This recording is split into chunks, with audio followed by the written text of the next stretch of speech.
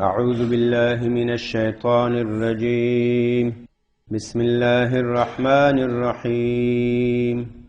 قل تعالوا أتل ما حرم ربكم عليكم ألا تشركوا به شيئا وبالوالدين إحسانا ولا تقتلوا أولادكم من إملاق نحن نرزقكم وإياهم ولا تقربوا الفواحش ما ظهر منها وما بطن ولا تقتلوا النفس التي حرم الله إلا بالحق ذلكم وصاكم به لعلكم تعقلون ولا تقربوا مال اليتيم إلا بالتي هي أحسن حتى يبلغ أشده وأوفوا الكيل والميزان بالقسط لا نكلف نفسا إلا وسعها وإذا قلتم فاعدلوا ولو كان ذا قربى وبعهد الله أوفوا ذلكم وصاكم به لعلكم تذكرون وأن هذا صراطي مستقيما فاتبعوه ولا تتبعوا السبل فتفرق بكم عن سبيله ذلكم وصاكم به لعلكم تتقون. بسم الله الرحمن الرحيم. سورة الانعام آیت نمبر 150. مخکی آیاتونو کې الله تعالی مشرکانو باندې رد وکړو. دې چې کوم څیزونه په ځان باندې حرام کړي ول د دې په تحریماتو په دې باندې رد وکړو. الله تعالی دې خبرې وضاحت وکړو چې دا د دې خبرې ټولې بلا دلیل دي، هیڅ دلیل او کوم حجت لدی سره په دې تحریماتو باندې نشته. په دې آیت کې الله تعالی نبی علیه الصلاۃ والسلام ته وایي چې ته دې خلکو ته ووایه چې راسئ چې زه په تاسې باندې هغه څه تلاوت کم کوم چې الله په تاسې حرام کړي. تحلیل تحریم دا د الله کار ده. یو شی حلال بلل یو شی حرام بلل دا د الله کار ده، او الله نبی علیه الصلاۃ والسلام ته وحی کوي، نو دا به نبی علیه الصلاۃ والسلام بیانوي، بل څوک یو شی ته حلال حرام ویلی نشي.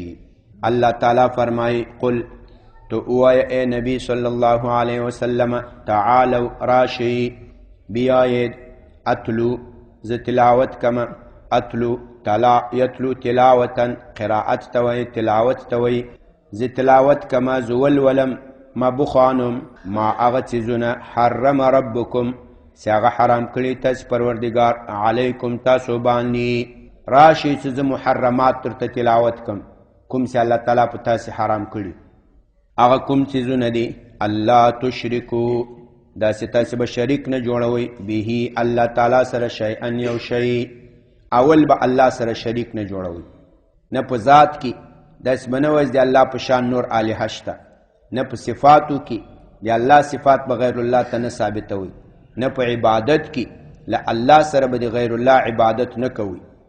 الله تشرکو تاسې به شریکان نه جوړوئ به الله تعالی سره شیئا یو شی، نه په ذات کې نه په صفاتو نه په عبادت کې. وبالوالدین احسانا او مور و پلار سره به احسانا نیکی کوئ. والدین دا تسنیه دی والد ده.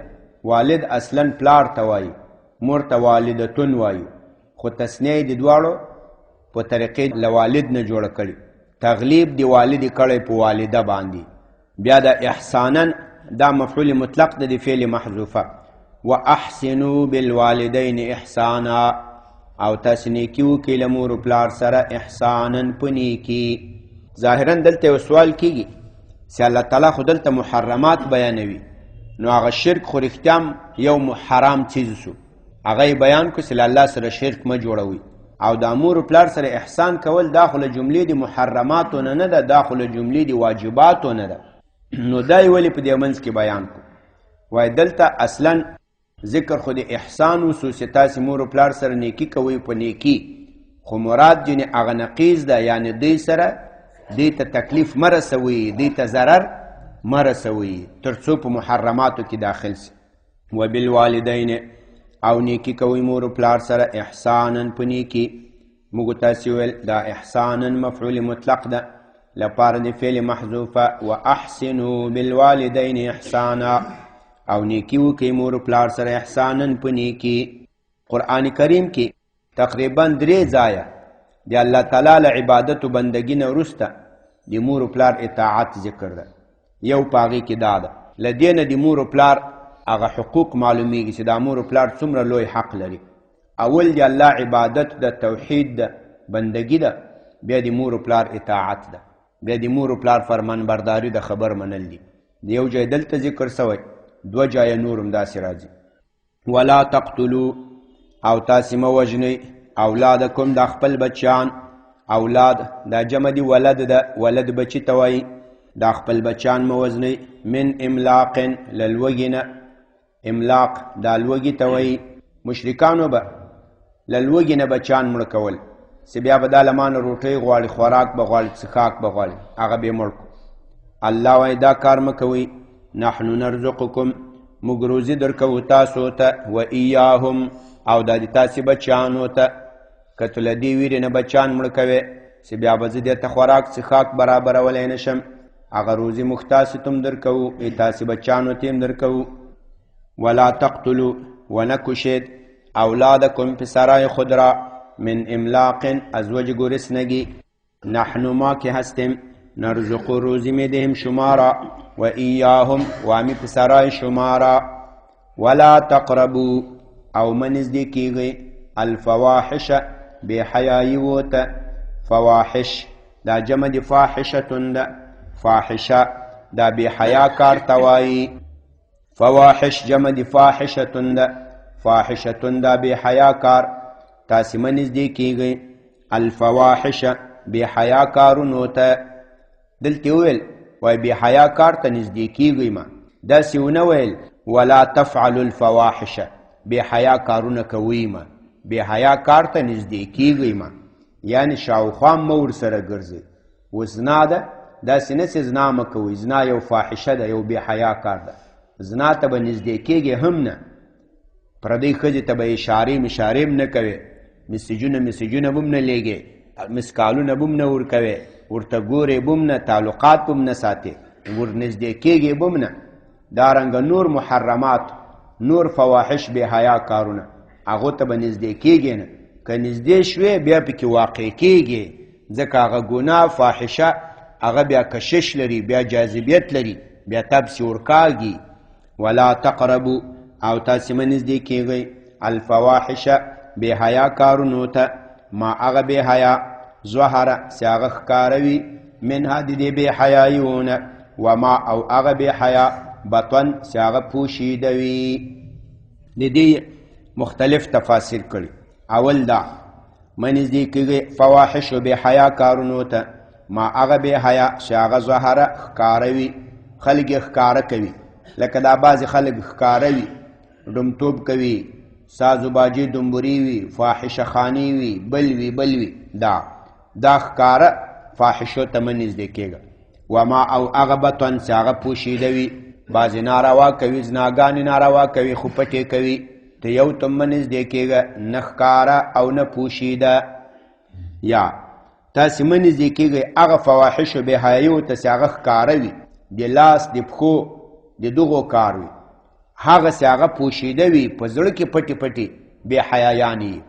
د زړه د باطن لکه چا سره بېجا حسد کول، کینه کول، بغض کول، په زړه کې غلط عقیده ساتل، هغه پوشیده فواحشو ته مه نږدې کېږئ.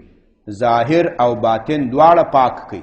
داسې نه یي چې په ظاهره کې بزرګ یې، خلک وایي دا به څه ولی الله، خو په باطن کې لوی فاحش او بد سړی یې. په باطن کې د ډېر غلط سوچونه او غلط فکرونه یي.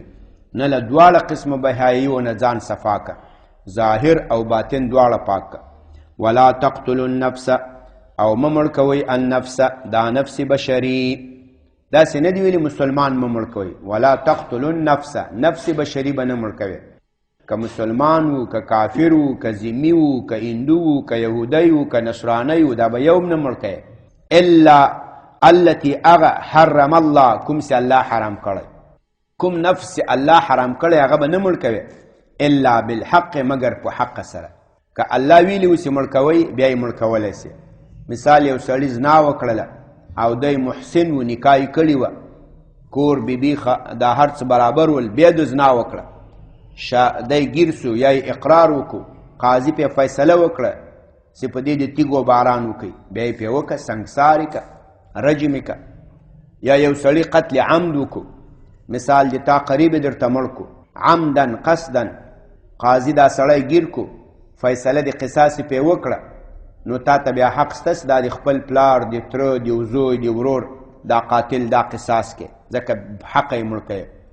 یا کافران ول، یهودیان ول، نصارا ول، هندوان ول، نور کافران ول، په اسلامي ملک په اسلامي خاوره باندې حمله وکړه، د هغې مقابل کې تا جهاد وکړو، ټوپک دې راواخیستل، بیا یې مړ کوه، دا بیا بالحق ده. خو چې داسې حق نه وي هیڅ نفس بشري به نه مړ کوي.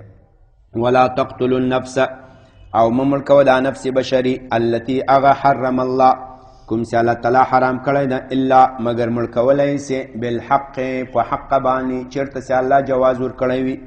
ذالکم، دغه احکامات چې دلته بیان سول، چې شرک مه کوئ، مور و پلار سره احسان کوئ، تکلیف مه رسوئ، بچیان مه وژنئ، او بې حیا کارونو ته مه نږدې کیږئ، که پټي که ښکاره، او بشري نفس مه مړ کوئ مگر په حق سره، په ناحقه باندې به څوک نه وژنئ. ذالکم، دا احکامات چې دي، وصاکم، په دې باندې تاسو ته وصیت کړی ده، امر کړی ده، حکم کړی ده. وصا یوصي توصیتا فهو موصي، باب د تفعیل ده، چاته امر کول، حکم کول. ذالکم، دا احکامات چې دي ای مخاطبینو، وصاکم، تاسو ته په دې باندې وصیت کړی الله تعالی، لعلکم تعقلون، تر څو پورې تاسو سوچ وکئ، تاسو فکر وکړئ. ولا تقربوا مال الیتیم، او تاسو مه نږدې کیږئ مال د یتیم ته. د تا یتیم ولو، وراره دی و، د تره زوی دی و، خوارزاده دی و، یتیم و. یتیم هغه چاته وایي چې دی صغیر وي او پلار یې مړ شي، بالغ سوی نه وي، ځواني ته لا نه یې رسېدلی، د 10-12 کالو یې پلار یې مړ شي، صغیر وي، دې ته یتیم وایي. تاسې مه نږدې کیږئ مال الیتیم، د یتیم مال ته، الا بالتي، مگر په هغه طریقه، هي احسنو، چې هغه ښایسته طریقه وي. د یتیم مال ته به نه نږدې کیږي، بلکل به نږدې هم نه ورځي، مگر په هغه طریقه نږدې کیدی شي چې هغه ډېره ښه طریقه وي. څه مطلب؟ د تا ورارو یتیم و، د ده مال ته به نه نږدې کیږي، د ده په مال تعرض دا حرام ده. خو که د ده مال ته په ښه طریقه نږدې کیږي، له ځان سره سوچ وکړي چې دا خو یتیم ده، دی تجارت کسب و کار نشي کولی، راځه دا د ده مال به زه په تجارت ورته ولګوم. یا دا یتیم ده، دی په حساب کتاب نه پیږي، دا د ده مال به زه په قبضه کې واخلم، په ده باندې به سم په طریقه باندې خرچه کوم. مثال د ده د سکول فیس به سم په طریقه ورکوم، د ده خوراک، چښاک، جامې، کپړې، هغه به سم په حساب ورکوم. دی څوک دوکه نه کړي، څوک زیات چینی ونه خوري، څوک دا ونه کړي. په داسې طریقه بیا د یتیم مال ته نږدې کیدی سي چې هغه ښایسته طریقه وي. الا بالتي، مگر په هغه طریقه، هي احسن، چې هغه ښایسته طریقه وي، حتی تر هغې پورې ته کولی سي د یتیم مال ته نږدې شي، یبلغه، تر څو پورې چې دی رسیږي، اشده، خپل قوت لره، خپل مضبوطوالي ته. تر هغې د یتیم مال ته په ښه طریقه نږدې کیدی شي تر څو چې یتیم خپل قوت او زور ته ورسیږي. تا آن وقت به مال یتیم به طریقه خوب نزدیک میتانی که تا او به قوت و به زور خود میرسه. څه مطلب؟ حتی یبلغ اشده، یعنی تر څو پورې چې دی بالغ سي. چې بالغ شو، د سړیتوب مرحلې ته ورسېدو، ذهن فکر کار شروع کو، په حساب و کتاب پوه سو، نور به د ده مال ده ته تسلیم کړي. و اوفو، اوفا یوفي ایفا، باب د افعال په معنا د پوره پوره ورکول او پوره پوره ورکوي. الکیل پیمانه، والمیزان ترازو، بالقسط په عدل باندې. په پیمانه باندې بعضې څیزونه خرڅېږي، لکه اکثر دا نن سبا دا تیلو، ډیزلو، پترولو، موبلین دا په لیټر باندې خرڅیږي. دا لیټري څیزونه سوي دا د پیمانې په حساب کې راځي. او دا نور غنم، وربشې، جوارو، الوګانو، ټماټر، وریجې، وربشې، دا هغه په وزن باندې خرڅیږي، هغې ته میزان وایي. و اوفو پوره پوره ورکوي الکیل پیمانه، والمیزان ترازو، بالقسط په عدل سره، په انصاف سره. که د چاته پیمانه باندې یو شی خرڅول په پیمانه کې عدل و انصاف کوه، که د په ترازو خرڅول په ترازو کې عدل و انصاف کوه. اوس دلته یو سوال کېږي، مثال تا په چا باندې وریځې خرڅ کړې 2 کیلو، 3، 4، 5 کیلو، نو دا خو داسې نه سې کولی چې وریځې بالکل داسې برابرې کړې. کېدی سي یو دانه 2 دانې وریجې څنګه سي، دا پکې کمې سي. یا مثلا داسې ټماټر خرڅوې، کېدی سي ټماټرو کې چېرته یو دانه 2 دانې کم سي. دارنګه بل څیز یو لږ معمولي زیادت و نقصان دا پکې راتلی سي، یو دانه 2 دانې.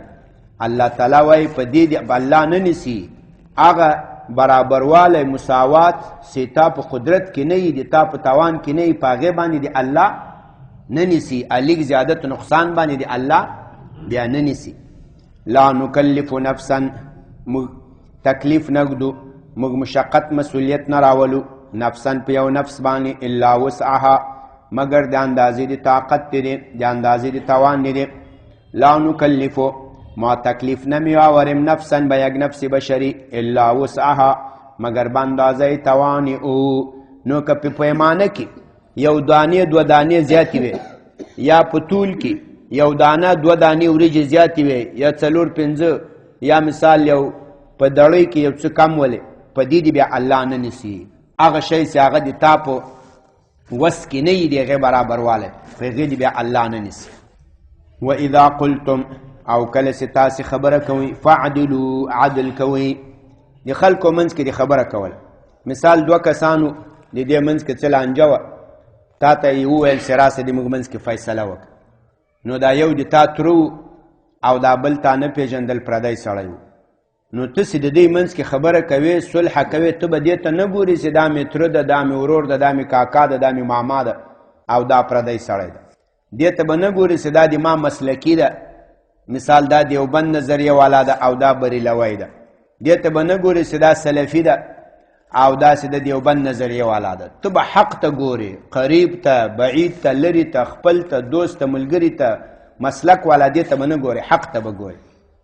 نبی علیه الصلاة والسلام او صحابه اوسې به فیصله کوله، دې ته به هم نه کتل چې دا مسلمان ده، دا یهودی ده. د مسلمانو د یهودي به لانجه وه، د یهودي به حق ولو، فیصله به چا ته کوله؟ یهودي ته به فیصله کوله. صحابه و به د مسلمانو د یهودي به لانجه وله، یهودی به په حق او چا ته به فیصله وکړه؟ یهودي ته به فیصله کوله. په مسلو کې به، په فیصلو کې به د دې خیال نه ساتي چې دا څوک ده، د حق خیال به ساتي. و اذا قلتم، او کله چې خبره کوئ د 2 خلکو په مابین کې، صلح کوئ، جوړه کوئ، فیصله کوئ، فعدلو، عدل کوئ. ولو کان، اگر کوي دا یو طرف، ذا قربا، صاحب د قرابت، تا سره خپل ولی لري، تا سره انډیوالي لري، تا سره هم مسله کوي، تا سره نظریه والا وي، دې خبرو ته به نه ګورې. وبعهد الله اوفو، او د الله په وعدو باندې وفا وکړئ. د دې 2 معناګانې دي. یا معنا دا ده، هغه وعدې چې الله له تاسې نه اخیستې دي، لکه موږ تاسې په عالم الارواح کې الله سره وعده کړې وه. الله موږ ته ویلي و چې زه د تاسې رب یم که نه یم؟ موږ ټولو ورته ویلي ولې نه؟ ته د موږ رب یې، موږ په دې ګواهي وایو. په دغې وعده باندې وفا وکړه. دا د الله تعالی د ربوبیت وعده چې تا کړې وه چې یا الله ته د ما رب یې، زه د بنده یم، هغه وعده ترسره کړه. یاد مطلب دا ده، دلته چې یو بل سره د الله په نامه وعده وکړې، د الله په نامه عهد وکړې، دا وعدې ترسره کوه. وبعهد الله، او په وعدو د الله تعالی باندې اوفو، وفا وکړئ. ذالکم، دا احکامات چې دي، وصاکم، وصیت کړی تاسو ته په دې باندې الله تعالی، لعلکم تذکرون، تر څو تاسې پند و نصیحت قبول کړئ.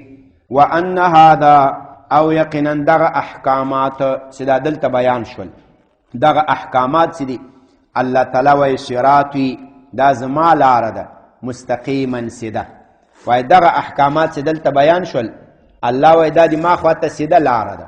که ته غواړې چې زه ځان الله ته ورسوم، بس دغه خبرې راواخله، او په دې باندې عمل کوه دا الله تعالی ته سیده لاره ده بس الله ته به رسیږي وان هذا او یقینا دغه نصیحتونه دا اوامر دا احکامات صراطي دا زما لاره ده مستقیما سیده فاتبعوه د دې تابعداري وکړئ دې پسې روان سئ بس الله ته به رسیږي ولا تتبعوا السبل تابعداري مه کوئ السبل د دې نورو لارو سبل جمع د سبیل ده سبیل لارې ته وایي دا د نورو لارو تابعداري مه کوئ دا خلکو چې له ځانه جوړې کړي دي له ځانې لارې جوړې کړي نشنلیزم ده کپیټالیزم ده سوشیالیزم ده فلان ده فلان ده فلان ده په دغو پسې مه روانېږئ دغه الله وایي د ما لاره ده په دې را روان سئ چې ما ته راورسېږئ ولا تتبعوا السبل مه روانېږئ په دې نورو لارو پسې فتفرق بکم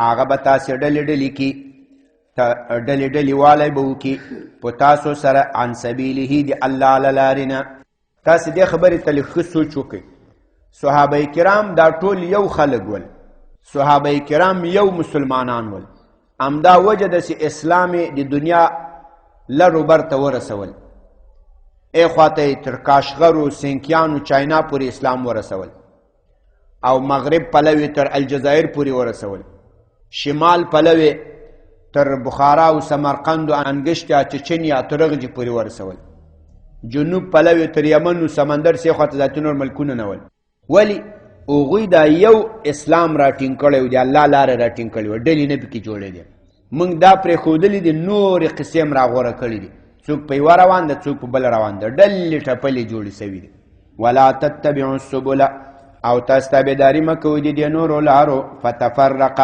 نو هغه به ډلې ډلې جوړول وکړي ټوکړه ټوکړه کول به وکړي په تاسو باندې عن سبیله د الله له لارې ذلکم دغه احکامات چې دي وصاکم وصیت کړی الله تعالی تاسو ته په دې باندې لعلکم تتقون تر څو پورې تاسې وویریږئ تر څو په تاسو کې تقوا راسي همدې چې پورې بس ده د دې آیاتونو خو بالکل مقصد و مطلب واضح سو الله تعالی نبی علیه الصلاة والسلام ته وویل چې ته دې خلکو ته ووایې چې راسئ زه د الله تعالی محرمات په تاسې باندې بیان کړم هغه یې ټول دلته بیان کړل او په اخر کې وویل چې الله په خپله ویل چې دا د ما لاره ده د ما سیده لاره ده بس په دې روان شئ ما ته به راورسېږئ او په دې نورو لارو مه روانېږئ هغه لارې به م د الله له لارې نه ډلې ډلې بیل کړي په منځ کې هم تفرق و اختلاف واچوي د الله له یوې لارې نه به م کاږه کړي سبحان ربك رب العزة عما يصفون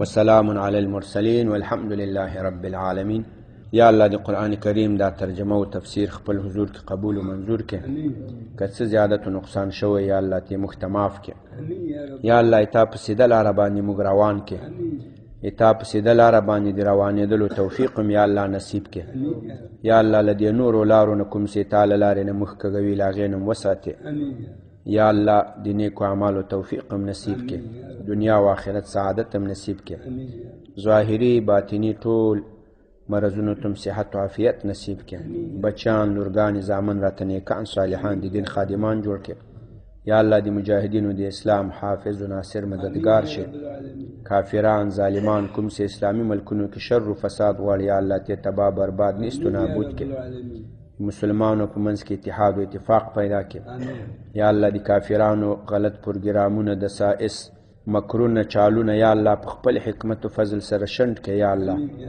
مسلمانانو مشرانو ته یا الله هدایت د نیکۍ وکړي په حق لاره باندې ثابت قدم وساتي یا الله د ښایسته تدبیرونو الهام ورته وکړي یا الله وصلی الله تعالی علی خیر خلقه